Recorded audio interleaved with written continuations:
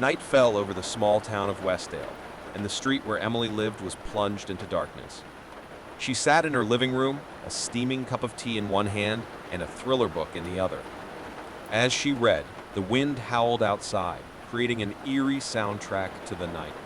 Emily was an independent woman and lived alone in her modest home. She had always enjoyed the peace and tranquility that small-town life offered her. However, over the past few months, something had begun to disturb her. It was a vague feeling at first, like she was being watched. Emily tried to dismiss these feelings as paranoia. She started locking all the doors and windows before going to bed, but she still felt vulnerable. One night, as she lay in her bed, almost falling asleep, she heard a sound coming from outside. It was a soft, almost inaudible sound, as if someone was whispering her name. Her heart skipped a beat, and she sat up abruptly on the bed, her eyes wide. "Emily," whispered a faint voice outside her window. She slowly approached the window and looked out, but saw nothing but the shadows of the night. Her heart was hammering in her chest when she realized she was alone in the darkness. The whisper seemed to have come from nowhere. Emily forced herself to believe that she was imagining things, that her mind was playing tricks on her. But when she returned to bed, her eyes remained fixed on the window, as if she were waiting to see something move in the shadows. In the days that followed, Emily continued to feel the shadowy presence of someone watching her. The nighttime whispers became more frequent, and she began to find cryptic messages left on her front door. The messages were scary and threatening, but she couldn't understand who could be the author of them. Emily became increasingly paranoid, looking over her shoulder with every step she took. She no longer felt safe in her own home and began to consider the idea of moving far away in search of peace and security. One night, as she was walking home from work, she heard hurried footsteps behind her. She turned around quickly but saw no one. The street was deserted, but the feeling that someone was following her sent her into a panic. She started running towards her house, locking herself inside. Fear overwhelmed her, and she called the police to report the persecution she was suffering. They promised to investigate, but Emily still felt vulnerable and terrified. Night was falling again, and Emily sat in her living room, looking at the shadows dancing outside. She knew something was wrong, that something sinister was stalking her in the shadows of the night. She was determined to find out the truth, no matter how dark it was. Days turned into weeks, but Emily found no relief from the relentless pursuit. She lived on edge, afraid of every sound in the dark and every shadow that moved beyond her window. The police had promised to investigate, but had found no tangible evidence of the stalker. Emily started to feel like she was going crazy. She would lie awake for hours at night, hoping to hear the whispers again. One night, the whispers returned. She was lying in her bed, eyes fixed on the ceiling, when she heard her voice echoing softly through the walls. "Emily, you can't escape me," her voice whispered, carrying an undeniable threat. Emily jumped out of bed and ran to the window. She looked outside, but the darkness was oppressive. There was no one in sight. She knew she needed to act quickly, before her sanity was completely consumed by fear. Determined to discover the identity of her stalker, Emily began searching her home for clues. She rummaged through her belongings, looking for any clue, anything that could shed light on the terrifying situation she found herself in. That's when she found a series of letters in her office drawer. They were old letters, dusty and yellowed with age. Emily looked at the dates on the letters and realized they were from an old love, someone she had known years ago, but who had mysteriously disappeared from her life. The letters were full of passion and obsession, and the sender's signature was illegible. Emily began to connect the dots. Her old love had come back to haunt her, possessed by a sick obsession. She couldn't believe that someone she had known and loved years ago could become her stalker. The idea that he was out there, watching her from the shadows, terrified her. Emily decided to confront the situation head-on. She called the police and informed them about the letters and her former love. They agreed to help her locate the person behind the threats. But the next night brought a terrifying twist. As Emily lay in her bed, she heard footsteps coming from the downstairs of her house. Someone was inside her house again. She stood up silently and picked up a kitchen knife, prepared to defend herself. As she walked downstairs, she saw a dark figure in the living room, going through her things. "Who are you?" she shouted, her voice shaking. The figure slowly turned around, revealing the face of her former love. He was paler and thinner than she remembered, and his eyes shone with a sick obsession. "Emily, we finally meet again," he said with a sickly smile. Emily knew she needed to act fast to survive this relentless chase. She gripped the knife firmly, ready to fight for her life as her pursuer advanced towards her.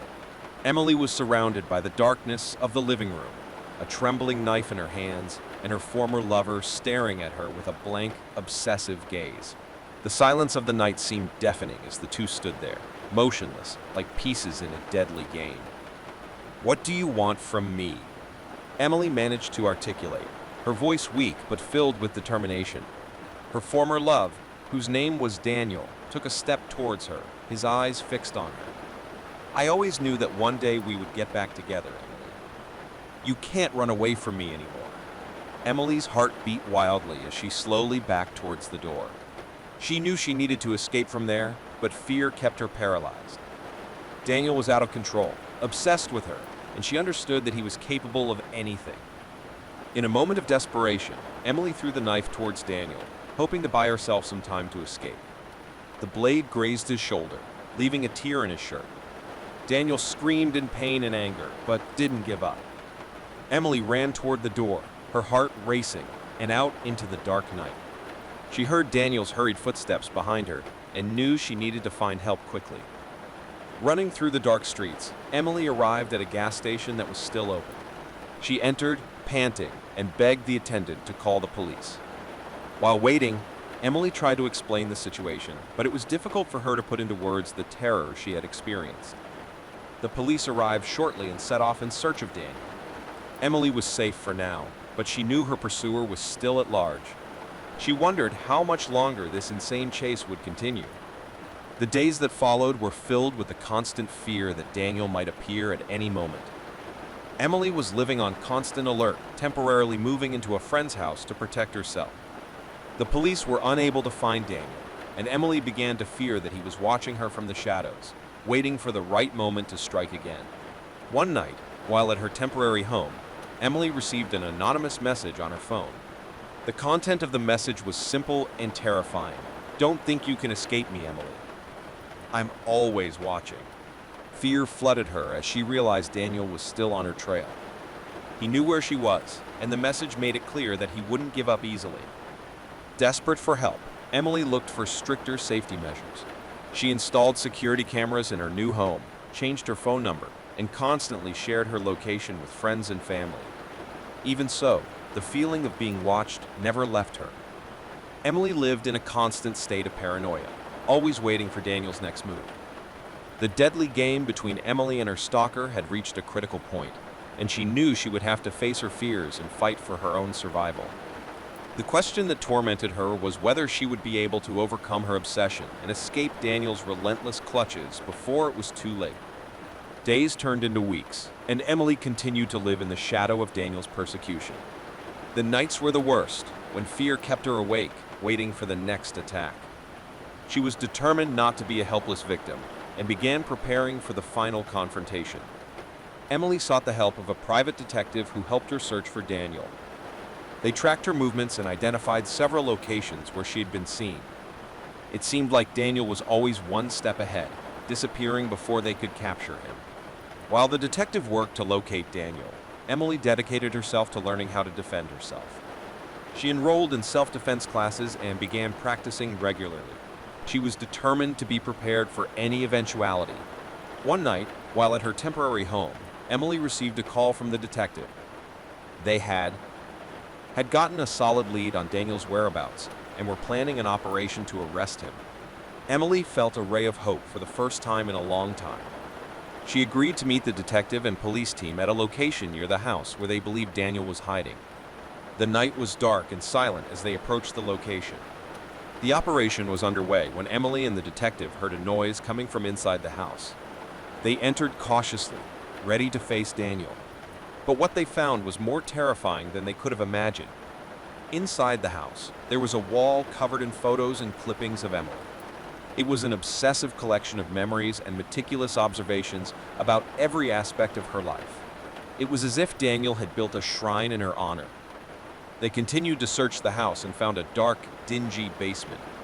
There, they found Daniel, huddled in a corner, muttering to himself. He was completely unbalanced, his face a mask of madness. Daniel's arrest marked the end of his relentless pursuit, but left Emily haunted by what had happened. She couldn't understand how someone she once loved could turn into an obsessed monster. The months that followed were intensive therapy for Emily, as she struggled to overcome the trauma of her persecution. She was determined to get her life back on track and not let fear rule her forever. The story of Emily and her stalker spread across town, leaving everyone shocked by Daniel's unhealthy obsession. The question everyone was asking was how someone could transform into such a terrifying monster. Emily learned that terror can often come from unexpected places, and that evil can lurk beneath the surface of someone you thought you knew. She also learned the importance of resilience and determination in the face of danger. As the days passed, Emily began to rebuild her life, determined not to let her stalker define her. She knew the path ahead of her would be challenging, but she was determined to move forward, stronger than ever, and leave the nightmare behind. And so ends the story of Emily, a woman who faced terror in the shadows and emerged stronger than ever, ready to face the future with courage and determination.